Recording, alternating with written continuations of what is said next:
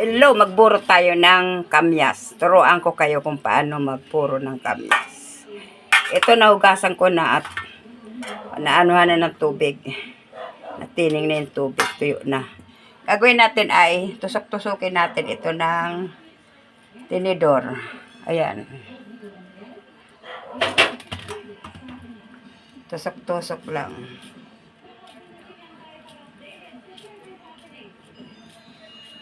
Ayan, tusukin natin. Para yung asin pumasok sa loob. Ayan.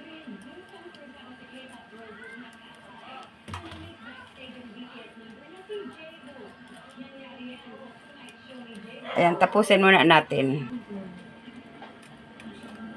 Ayan, tusok-tusukin. Ayan, tapos na natin siya tusukin. Lagyan na natin siya ng asin.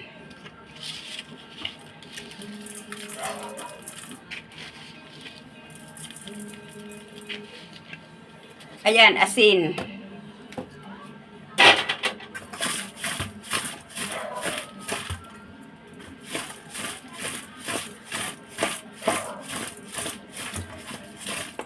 Pag nalagay na natin asin, ilagay na natin dito sa malinis na garapon.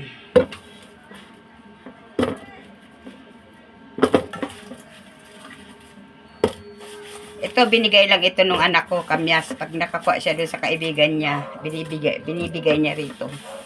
Kamyas. Iba nito nalagay ko sa rep. Pinangahalo ko sa isda.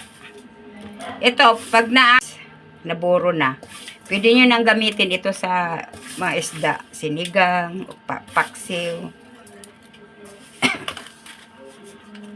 Ayan. Ilagay natin. Tapos, lalagyan natin siya ng tubig mamaya. Ito na yung pinakulo kong tubig. Nalinagyan ko siya ng suka. Mga kalahating cups na suka. Kasi pag di natin linagyan ito ng suka, aamagin itong buro natin na kamyas. Isalin ko na ito dito. Pinalamig ko na to. Ayan, kailangan puno. Ayan. Tapos, tatakpan natin. Ayan, takpan natin ng clean wrap. Para hindi siya pasukin ng hangin. Kasi pag pinasok siya ng hangin, siguradong aamagin siya. Ayan.